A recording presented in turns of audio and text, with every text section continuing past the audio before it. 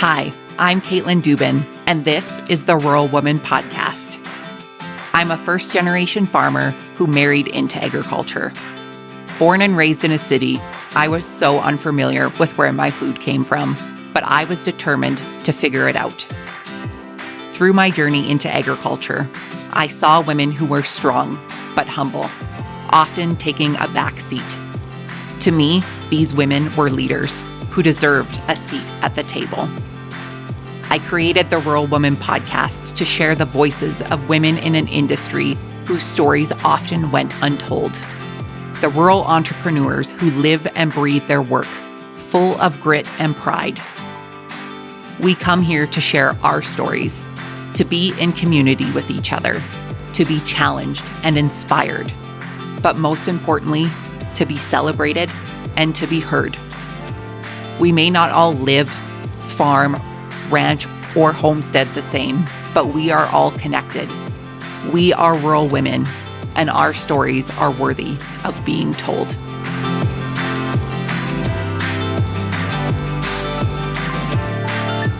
Hey everyone, welcome back to another episode of the Rural Woman Podcast. Today you'll meet Robin Anderson.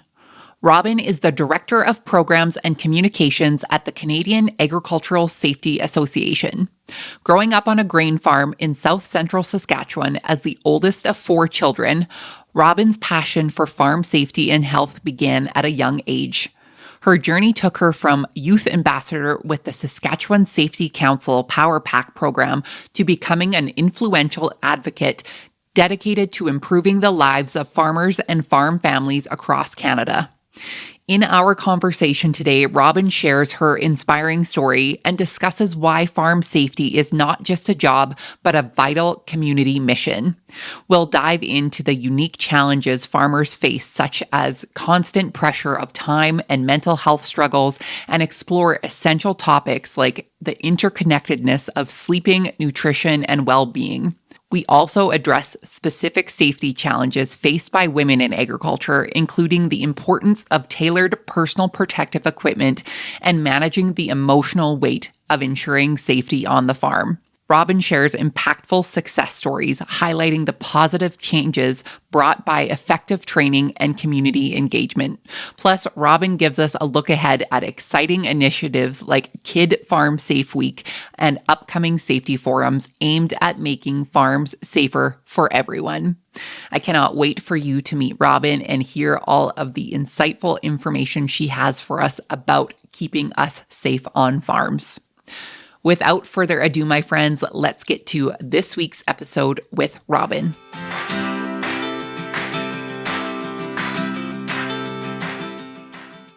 Robin, welcome to the Rural Woman Podcast. How are you today? I'm well. Thank you so much for having me, Caitlin. I really appreciate you taking the time to talk about things that are passionate to me. I am very excited to dive in with you, Robin. I had the pleasure of meeting you last year at a conference in person and heard a little bit about your story and was very intrigued to learn all about your story. So I'm happy to have you back. And for the folks who are unfamiliar with you, Robin, give us your background. Tell us who you are, where you're from, and what your connection to agriculture is. Well, my name is Robin Anderson, and I am a farm kid from Saskatchewan.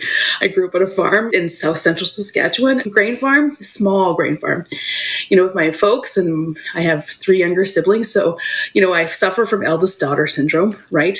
Mother hen, making sure everybody's, got everything they need and looking after them and, just kind of being that third parent, growing up on the farm. So, I grew up on the farm and, agriculture was really, who we were.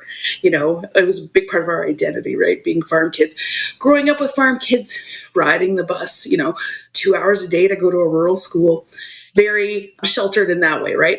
But a really great way to grow up, right?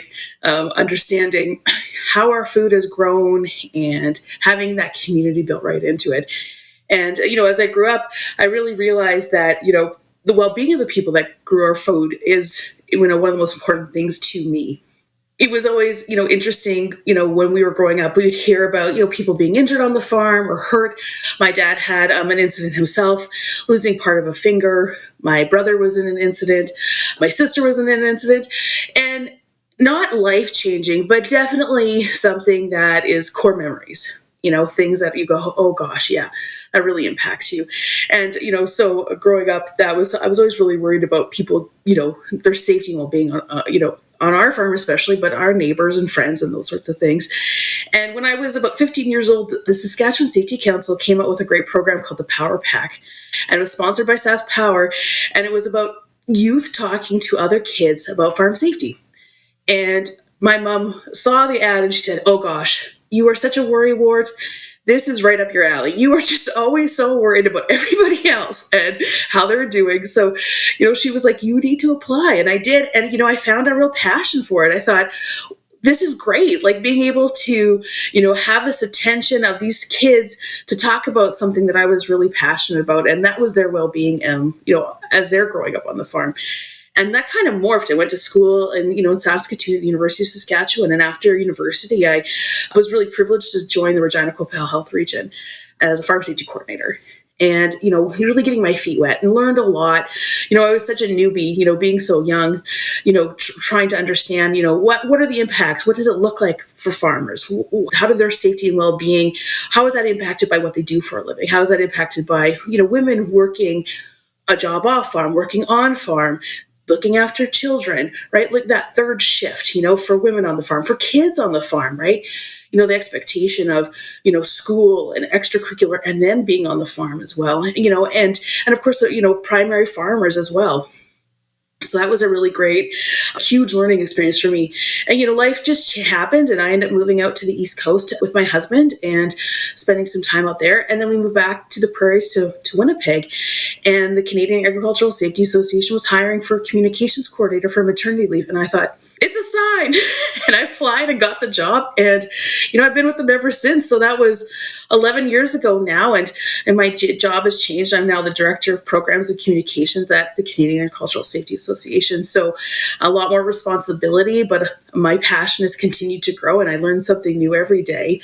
But I'm able to really, take that, heritage of mine, that Century Farm family, that idea of that, and moving that into a place where, I feel like I'm, bringing my best foot forward in for those folks that do grow our food, that do work such long hours, who do have such care and passion for, the land and for their animals. So I'm really privileged that I get to serve, the agricultural industry in the way that I do. Robin, you have such a passion for farm safety. And I love that, meeting you in person, I could just tell the passion that you had. But hearing that you are the eldest daughter from a grain farm, like it is all making sense to me and it's coming full circle for me.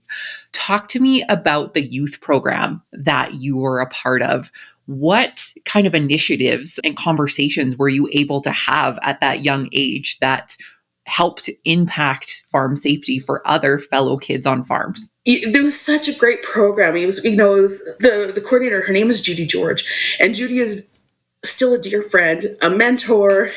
She read a reading at my wedding. So there was this beautiful woman who just was so passionate about this idea of kids, and we were literal kids, right? Like teenagers, getting trained up, getting understanding how to talk to children about farm safety. So she managed to build this program from scratch. She gave us training. She gave us the information we needed. And it was pretty old school, right? We've got to remember, this is like the 90s, late 90s, overhead projectors, right? Like remember those films that you put on the overhead projectors? We had pictures and, we gave out tattoos. And it was just, such an interesting way to really kind of get exposed to agriculture in Saskatchewan. And I think at one time I had figured out I had spoken to something like 50,000 kids, because I was so passionate about it. That's all I really wanted to do. And I continued to do it through university, even into working with the health region. I did a little bit of speaking for the Power Pack program. And, it was so cool to see all of these kids from all over the province come to these trainings. So we had kids from, up by Prince Albert, south, like by Oxbow and Estevan, Maple Creek to Melville and Yorkton, and all over the province all came together and, were trained, got to know each other, got to build those friendships. And I'm still friends with folks that were in the program to this day. And this has been like 30 years almost, to just really understand, how we as children could impact other kids, right? And having those conversations. And, it really developed a lot of skills in myself too. Public speaking, time management. I can read a map very well. Not that you need it anymore, but man, you find in Munster, Saskatchewan on a map on grid roads, those sorts of skills, like you really develop them, traveling all over the countryside with, to go talk to the kids at school about farm safety. So, it was such a really good program and so valuable. And I owe a lot to, Judy George and the Saskatchewan Safety Council, that's for sure. And I just think like what a brilliant idea to have kids speak to other kids, right? Like it's one thing for, your parent or an adult on a farm to tell you, don't do that. That's dangerous. But in the eyes of a kid, sometimes we think, well, our parents think everything is dangerous, right? Like we should be bubble wrapped. But when it's a kid talking to another kid, I think there's a way that we can communicate in which they can understand that, hey, maybe jumping in that grain bin isn't such a great idea, right? And you don't, as you get older, hopefully your mind adapts to think of things differently. But when you are a kid and thinking like a kid, we might not do things that would be, quote, smart to do. No, absolutely. And, and sometimes, even as parents grow, raising kids on the farm, we sometimes are overestimated in our ability for farm kids, right? Like my brother, for example, he was probably born 30 years old, but he was still a kid, right? He was still very much a child. But my parents really had faith in him. They really thought that he, at very tender ages, just had a lot of ability. And he did to some extent, but he was still very much a child. And, the risks that were taken, are not appropriate. They weren't appropriate then, they're not appropriate now. Those injuries, those close calls, those sorts of things. And we think, it's just part of growing up on the farm. It really isn't, right? Putting the lives of children at risk, it's really heartbreaking, right? To see the stats, seeing under fours being ran over. Under 4-year-olds have the highest rate of deaths on Canadian farms, other than anybody over the age of 60. So, being able to talk to kids as a kid and being like, sometimes, we might think that it's okay. And maybe our moms and dads maybe they don't see that it's not safe and it's okay to say something. Right. Even being able to encourage kids to speak up and say, hey, I know we've lived with this for a long time and we did it on our farm. And it's okay to talk about it, right? And say, hey, mom and dad, I've noticed that maybe, this doesn't really seem that safe, So empowering kids, right, to be able to speak up, because I think, parents are doing the best they can. They're doing what they can with what they've got. And, we always appreciate that, right? That's true. Like I see my brothers are both raising kids on the farm and they're doing their darn best. And those kids are happy, healthy, and safe, most of the time. Occasionally, there are things that can be improved. Absolutely. That's just like in everybody's life. But I appreciate that. And I think that it's just really great to be able to empower folks, children, including children, to be able to talk about that stuff that's happening on their farms. Yeah, absolutely. Absolutely. I want to get into your role with the Canadian Agricultural Safety Association. What is the mission for your organization and what are you hoping to achieve with farmers in Canada? So CASA is a mission, and I'm going to read it to you because I can't remember it off the top of my head ever, is to engage with community partners to promote safety and health in agriculture, but by providing leadership, support, and resources. And what that really means is that we work with partners in order to reduce and eliminate farm injuries across Canada. That's really what that boils down to, right? So, we're a really small not-for-profit. You have 1/4 of our staff with you here today. There's 4 staff. We're a really small organization. We're itty bitty, so we are very small. And we really depend on those boots on the ground organizations, our provincial partners, those people that are doing that work on the ground, to bring that health and safety, to folks. So we work with those folks, through campaigns and programs to bring the information and resources that we need to improve health and safety on Canadian farms. The reality is we're seeing about 60 people killed in agriculture-related incidents a year in Canada.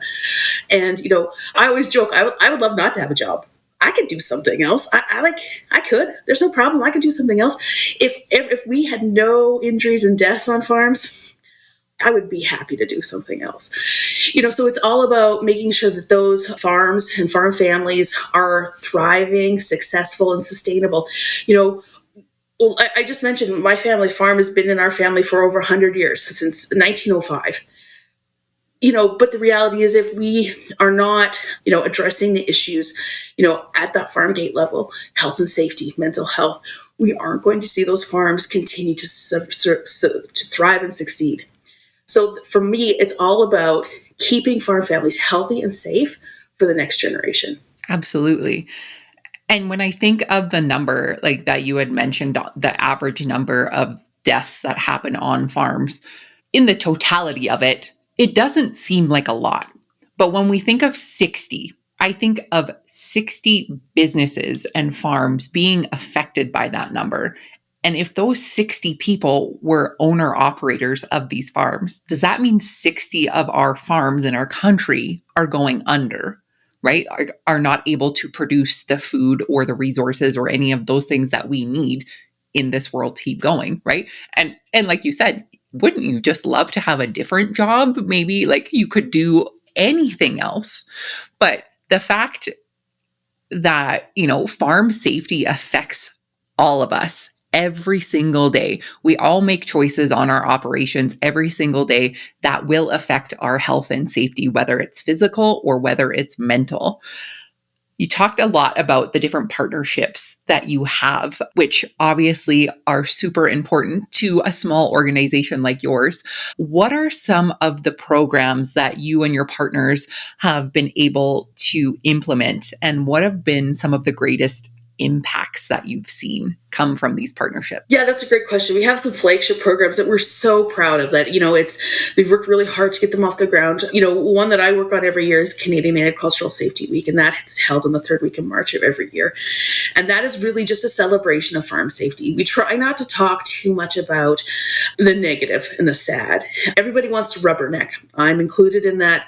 I want to know all the details. I love the rubberneck. But when we promote happy, healthy success, we can strive towards happy, healthy success. So Canadian Agriculture Safety Week is always about, how can we celebrate what we're doing right, and how can we do those things even more right, and how do we lift up those parts of, that we're not doing so great in. So that's one program we work on. Something that's upcoming right away is our new. This will be our 2nd year doing it, is Kids Farm Safe Week, and that was really in response to that Canadian Culture Injury Reporting data that we got in 2020, well, including 2020. That talks about kids under 4 and their rates of death. That was really quite jarring. Unfortunately, not surprising, but very jarring to see that, we're seeing so many young children being ran over on the farm. And that's generally how they're being killed, is being ran over. And so in response to that, we thought, you know what, let's just start celebrating kids on the farm. And how do we get kids more involved in talking about farm safety? How do we get parents to talk about farm safety? How do we get schools to talk about farm safety more across this country? And so, Kids Farm Safe Week was born out of that. So, working towards, having resources and information and those sorts of things available.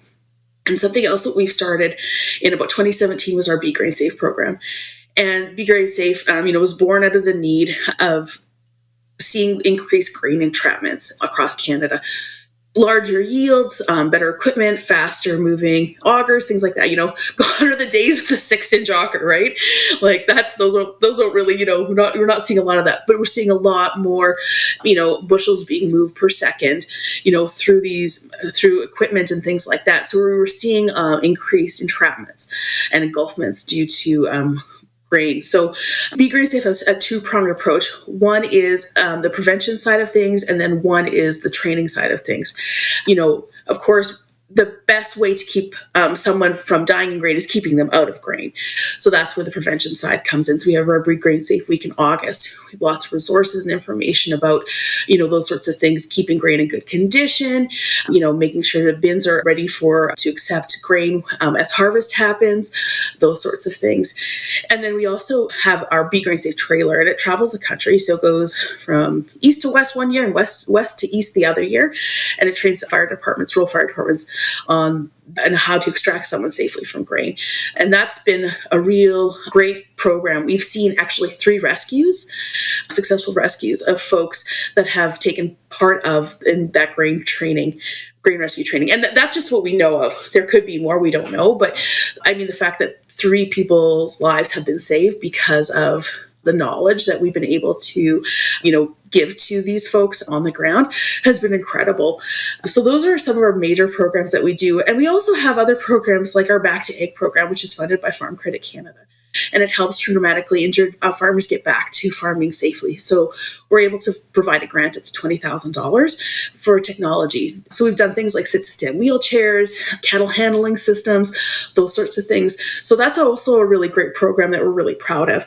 And we also have things like our Canadian Culture Injury Reporting, which is the best data on agricultural fatalities in the world. And it is done because we have an incredibly dedicated cohort that goes to coroners' offices and does extraction of death data. So we know where to focus a lot of energy. So that's how we know how underforaged are getting killed in agriculture. That sort of thing. So it's very good data. The worst part is about the data is we don't actually know about things like, life-altering injuries or lost time injuries or close calls that we can't track. So we don't know what those look like just because of the nature of being able to track that data. But that is also an incredibly important program. And care data gets used across the world. It's world-class, and we're really, really proud of that as well. Robin, your organization does so many things to keep us safe. And I want to take a minute to say thank you for that. As a farmer myself, and as a new farmer, I didn't recognize and realize how many dangers there is in my absolute everyday life here on the farm and the work that we're doing. What do you think? This is coming from, I guess, your time on a grain farm as well as your time in your role. What are some of the biggest challenges that is facing farm safety from the farmer's perspective and from your perspective from the data that you've seen? I think it's time, pressure. There's only so many hours in a day. There's only so many sunny days. There's only so many days that are frost-free. There's only so much energy, right? So when you're out and about, and I think you can speak to this better than I can, Caitlin, but when you're out there and you're like, I gotta get this crop off. I haven't slept in 18 hours. I don't know the last time I ate. Man, I've been drinking Mountain Dew for 15 hours straight just to stay awake. So I think about that. I think about that pressure, that is a lot of pressure to have when you are, running your own business. And and it's just not just even farm work. And then it's like, I got to do these taxes. I got to figure out what our inputs are. My gosh, I got to talk to the bank again. Oh man, what does this look like for the markets? That pressure is incredible. It is incredible for our farmers and our farm families. That is a lot of pressure. And so sometimes we become complacent. We take shortcuts. We go, oh man, I know that PTO needs a guard on it. I do not have the time for it right now. I'm just going to work around it. It'll be fine. Oh man, I know I should lower that auger. We're going underneath that power line, but it's been fine before.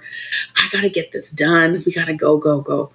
I really should drink some water. I really should have a good sleep. But you know what? We don't have time for that right now.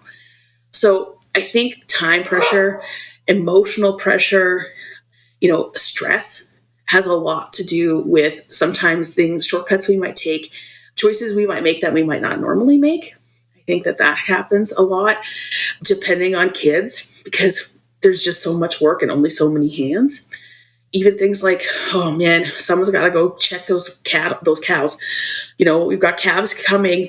I got no daycare. I got to take the kids with me, right? Like there's just a lot of like hurdles, pressure, time restraints, stress that can really lead to folks, making choices they might not normally take, taking shortcuts, the fatigue factor, just the sheer exhaustion factor, driving a piece of equipment down the road, forgetting to put the lights on, forgetting to signal, forgetting to shoulder check, forgetting, being like, there's nobody here to be a flag vehicle. I got to get this moved.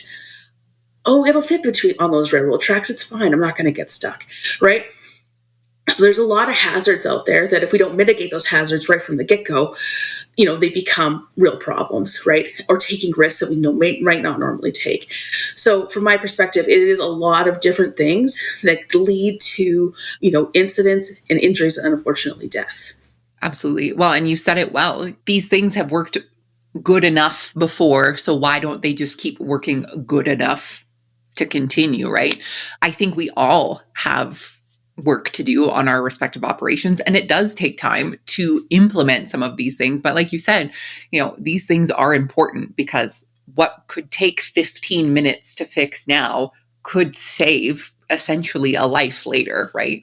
And having those conversations, I think, with farm families and workers on the farm, right? Like people that are not directly involved with your everyday to-day business, they come and do their job and they go home at the end of the night. Like, let's make sure that everybody gets to do that regardless of what their position is on the farm. Yeah, your listeners can't see me nod vigorously. Yes, I'm agreeing. Yeah, and it's also really good business sense when you think about it, right? Because lost time, you lose time, you can't gain that time back, and that's what will happen if you even a lost time injury, right? I have to go get stitches. Well, it's not life altering, but it does take half a day. Got to drive into town. The locum's got to come in. You got to get the stitches. You know what I mean? So that does take time, right? And then of course you've got the stitches you got to keep clean and deal with, right? So even that kind of stuff, if we can prevent those injuries from happening in the first place, it's really good business sense.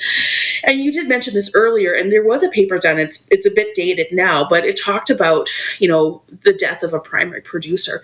And the death of a primary producer often means the end of the farm. So even thinking about it in that aspect, losing the whole farm, because of a preventable, death, that's extremely tragic in my opinion. It's just tragic that, we're losing family farms because of things that are very preventable. So, hazard mitigation, when you're not really busy, which is not now. Getting into seeding, it's not now. It's before this, right? Where we can take some time and go, oh yeah, you know what? Equipment maintenance. Let's make sure the slow moving vehicle sign looks good. It's fixed. I'll do our lights work. How are our shields? How are these things working out? I've been meaning to fill that hole because someone's going to trip in it. I got to clean up the shop because we've got all these tripping hazards and flammable hazards that we've got to look after. So taking that time before you get really busy to just mitigate as many risks as you can, right? There's a hierarchy of hazard control. So eliminating risks is like the first thing you can do to prevent injuries, right? So just get rid of them. Like, let's eliminate risks or eliminate hazards. I'm sorry. So looking at those sorts of things, being like, what can we do to make our lives easier and safer, right? Before you get too busy. Yeah, absolutely. Absolutely. So we mentioned a bit, we're talking a lot about our physical health, but why is mental health important farm safety for the farm? And how is CASA and their partners working to improve the health and safety in the mental health sense? This is a really good question, and it's something that CASA has worked on for a long time. CASA started in 1993, so when you and I were both still very young pups, I think, at that point. uh, and there was a really great conversation out of the University of Saskatchewan, Dr. Jim Dosman, who's the grandfather of agricultural health and medicine, and he talks about sleepless in Saskatchewan. He talks about sleep and what kind of impact sleep has on our health, our mental health, and our physical health. And so that this has been a bit of a conversation, maybe not in the way we talk about it now, but for a really long time. So we think about things like even just sleep, something like sleep, which is a very physical thing to do, but it also impacts our mental health, like to an extreme event. I don't know about you, but when I don't get enough sleep, I am very cranky. I'm very hungry. I make really bad choices. I have a bad temper. There are a lot of things that I do when I do not sleep well, right? That I wouldn't normally do when I'm well rested. So we talk about things like sleep and how that impacts not only our mental health, but our physical health. And that's really intertwined. Also, things like nutrition, we also talk about that. Eating well, right? That impacts both our mental health and our physical health. So we talk about that a lot. And then we talk about things like stress, right? And what we can control, what we can't control. So it's really important to kind of differentiate those two things. I can't do anything about the markets. Absolutely nothing. There's nothing I can do. But I can, manage my time in a way that works best for me. That I can do. So those sorts of things. And, CASA is really, really lucky to work with such great partners like the Canadian the Canadian Centre for Agricultural Wellbeing, CCAW, Do More Ag. Ag Safe BC is doing a lot of really great stuff in the mental health area. And we actually have on our website our hub, our mental health hub, where we try to collate, because sometimes people just don't know where to go. Where do I go for this information? I don't know where to go to have this conversation about, interpersonal relationships on the farm. That's causing me a lot of stress. Where can I go to find out this information? I need something in French. Where do I go for something in French? And we try to put everything in that hub so people can go on our website and go, oh, okay, this is what I need. This is the area where I'm looking for, and that sort of thing. And also just being honest about it, talking about mental health. Everybody has mental health, right? We all do. And just like our physical health, sometimes our mental health is great. Sometimes it's maybe not so great. And that's okay, right? That's okay. It is totally okay. So being able to just be like, yeah, you know what? That's totally fine. Understood. We got you, and having that hub and being able to point folks in the right direction about where they might need help. That's really important to us. And, and like I said, just being able to talk about it, right? And being like, hey, it's okay. Everybody has struggles. Everybody goes through highs and lows, and that's totally fine. Everybody doesn't always get enough sleep all the time, and perhaps has some of the things that you mentioned, like it's a little cranky the next day, this host included. So it's like you said, everybody has mental health, and let's work all together to make it mental wellness. And how can we be well, and what are the tools that we need? So we're going to link everything about the hub and everything in the show notes so people can find that and use that as a resource. I want to talk about the unique safety challenges that women face in a farm setting and what CASA has done, or what some tips and tricks we have to keep all of the women's safe on the farm. That's a great question. We actually worked with Farm Management Canada to do a study because we're like, okay, we'd like to hear, from women about, what are some of the challenges that they're facing. And, it was pretty interesting to kind of hear what they had to say. And, a lot of it was things that, we kind of had heard of, or, very much so. It was things like, I don't need a pink set of coveralls. I actually just need a set of coveralls that fit. I don't need pink gloves. I just need gloves that fit. So PPE, right? A PPE that fits, that's appropriate, that makes sense for women on the farm. That was definitely came up. Some other things that were interesting that came up were things like women carrying the burden of safety, right? They're the ones that are always like, hey, that doesn't seem like that's going to be okay. So having to carry that burden of safety on the farm and being the voice of reason, so to speak, about safety on the farm. And then things like childcare, making sure children are safe on the farm, very stressful, for women, when they're thinking about their own safety. And when I talk at Advancing Women, where I met you, I had a really great conversation with a lady, and she was talking, and she was facing silage, and her older kids and her 3-year-old were at home, and they live on the same yard as the grandparents. And, she was like, okay, your 3-year-old brother is still sleeping. Can you just make sure you keep an eye on him? I got to go out do this farm work. I can't, be in two places at one time. Right. So she's out there doing something that is potentially quite hazardous. And all of a sudden she gets a phone call on her cell phone, and her teenager can't find the 3-year-old. So there she is trying to do something dangerous. And now she's worried about where her 3-year-old is. So she's put herself at risk because now she's stressing about where her kid is. And of course, the kid could very well be at risk because she doesn't know where he is. So that combination, right, of that stress and that worry, and then also the real risk of her putting herself in danger, and or that child being in danger. Luckily, he had wandered over to grandma's. Grandma had him. Everything was fine.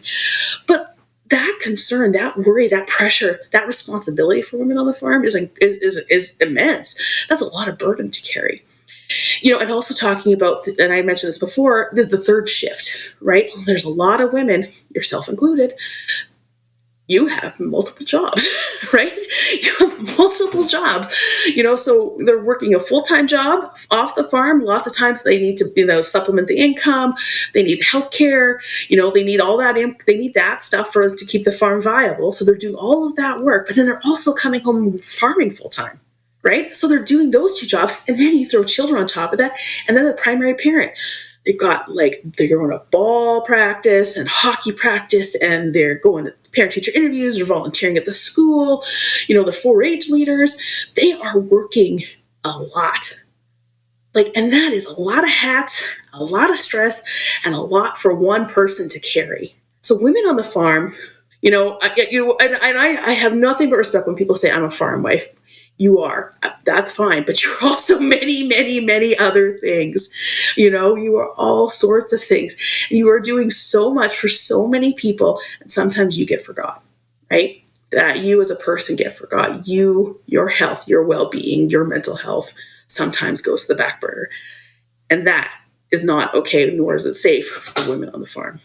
Robin, I think we just have to take a minute, to all, myself included, be misty about that, because sometimes, hearing that from somebody and that acknowledgement that is literally how many hats you are wearing in a 24-hour basis on any given day is a lot. And to hear that and to have it recognized causes me great overwhelm.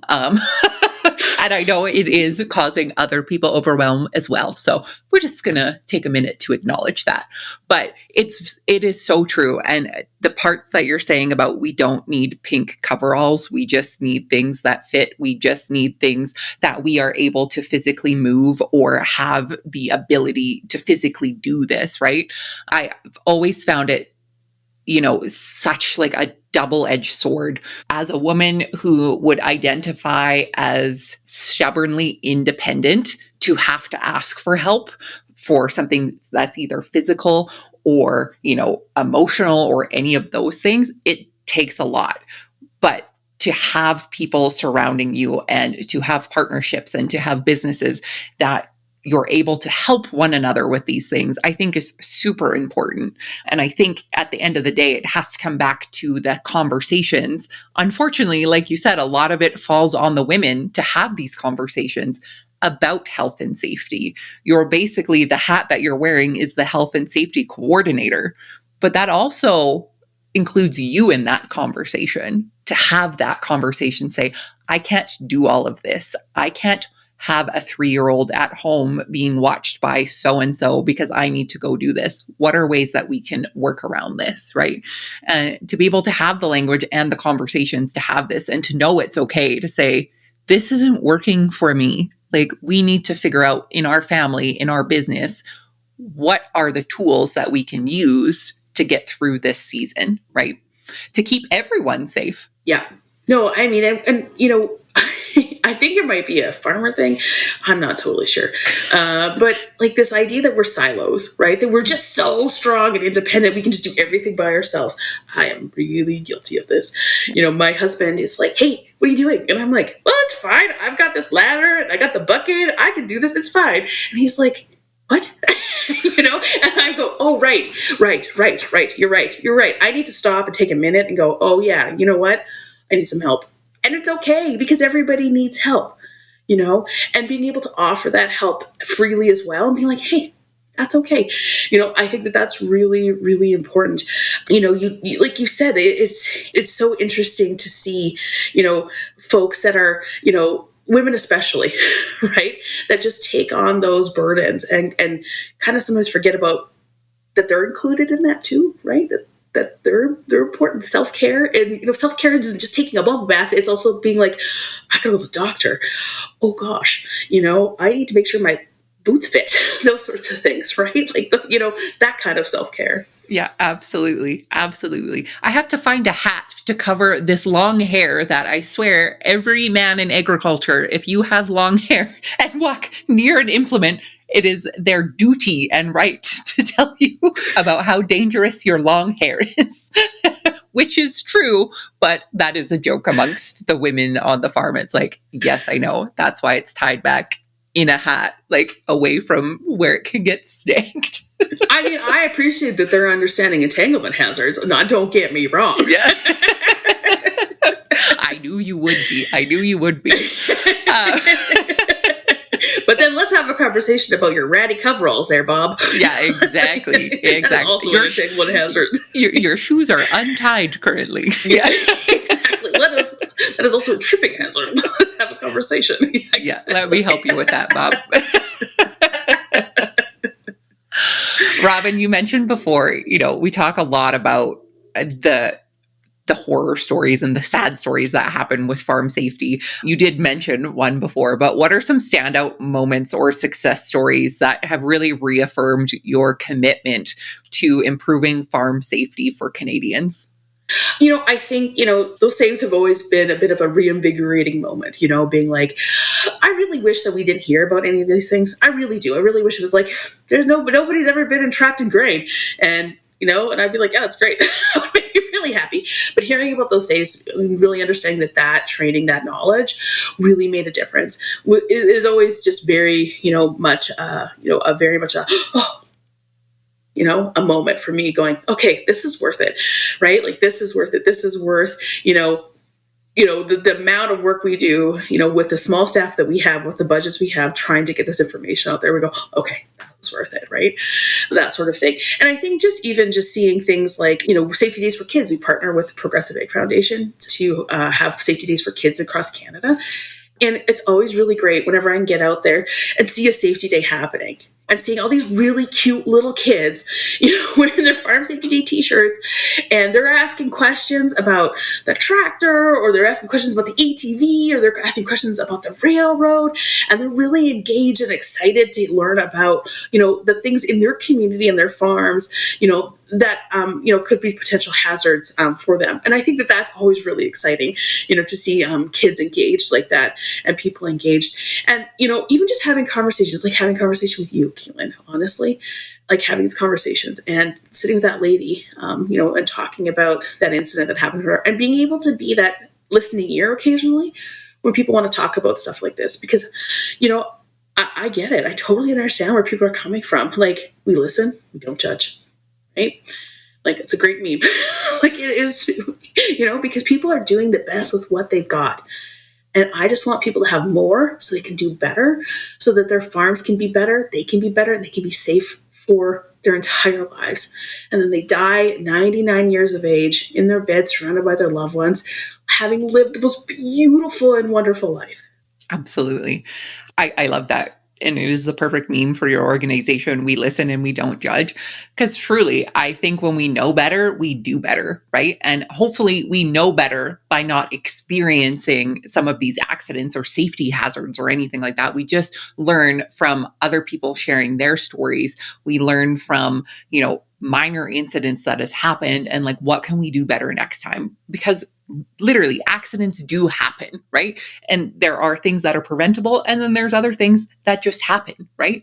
And we all get through it and we learn from it, right? And being able to share these stories and to share your expertise, I think is so important because farm safety does affect us all. And it's something that, unfortunately, I don't think we think enough about, but it is something that's a super important conversation to have. Yeah, I appreciate that. And I think I honestly think most incidences are completely preventable, and I think it's things like just looking at things with new eyes, even. I think that really is helpful. It's helpful to me anyways. There are we have the Canada Farm Safe Plan, but there are fantastic resources out there for folks that want to do like a hazard assessment on their farm and that maybe can be like doing a walkabout and being like, okay.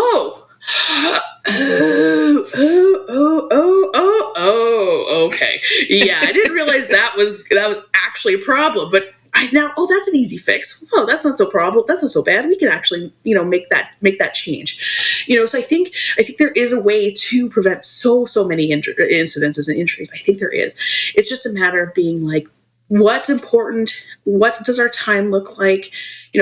Where do we put this in the scheme of things? Those sorts of things, right? So, it's not easy. It is an investment. I'm not, and no judgment, right? Like like I said, we do the best with what we've got. And sometimes we just have this much energy. Sometimes we have way more energy. Sometimes we just have this much time. Sometimes we have lots more time. But we do the best we can with what we've got at the time. Absolutely. Absolutely.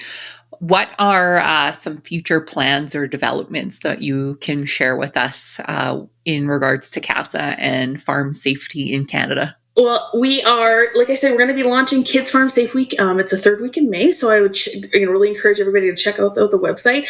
We're really lucky to have a great partner with BASF, and they have their Safety Scouts program, which is a fantastic program. It's a great way to get families talking about safety. You can order a kit from them, and you get a little vest for your kids. They get a little program. They can talk about Safety Scouts, and it's a really fun way to get families talking about farm safety. So that's part of the Farm Safe Kids week that's coming out. CASA always has downloadable resources for children as well on our Kids Farm Safe page. We're also working towards an online conference or a conference. We're not totally sure exactly what that's going to look like coming out in the fall. So if anybody wants to learn more about our conference, keep an eye on our website. We also host forums on the regular. So we're actually having a really interesting one coming up on May 14th with Elma Jordan from Agri Kids out of Ireland. And she's going to be talking about, the challenges that they face with farm safety for kids as well. Yeah, so that's kind of what we're doing in the next, 6 to 8 months, and working on our next funding ask as well. So that's in the works. So trying to understand where we need to be focusing our attention. But of course, things like Canadian Cultural Safety Week and CARE, Kids Safety Week, Be Great and Safe are all really flagship programs that we are continuing to work on as we go forward. Absolutely. So many good things that you and your small but mighty team are doing with all of your partners. And as a Canadian farmer, I just want to say thank you for the work that you do and keeping us safe and keeping us aware. My last question for you, Robin, that I always ask folks is, what is the most rewarding part about keeping farmers safe for you? I think that's just it, keeping farms safe, right? I love going to a farm show and seeing a farm family just walking around, right? I go, man, that is so wonderful. I love that. Like, something about that just makes me so happy. I love that so much. I love going out to my brothers, their farms, and I love seeing their kids just growing up on that farm. I love that so much. I just think about, the work that we do and why we do it. And we do it for those folks, right? We do it for those folks that are, working so hard every day, and nose to the grindstone, not a lot of thanks, a lot of times, a lot of stress and a lot of just really tough stuff that they have to work through. And I think, man, that's who we do it for. We do it for those people. And so that for me is so rewarding. And I'm so excited. It's seeding season's coming up here right away, and seeing those machines work in those fields and seeing those people driving down the road, giving a wave, that's who we do this for every day. So good. So good. Robin, for the folks who would like to connect with you and CASA after the show, where can they find you online? They can check us out on our website at casa-acsa.ca. And we're also on the Meta platforms, so Facebook and Instagram at Plan Farm Safety. They can also find us on LinkedIn. So we'd love a follow, a message, and you can email me from our website as well. So, happy to hear from anybody. If we can help in any way, we'd love to do so. Perfect. And I will link all of those, including the hub with all of the resources in the show notes so people can find you and connect with you. Perfect. That sounds great. Thank you again so much for sharing your story with us today and keeping us safe. Robin, thank you so much. Thank you, Caitlin. I appreciate everything that you're doing and getting these messages out there. So thank you.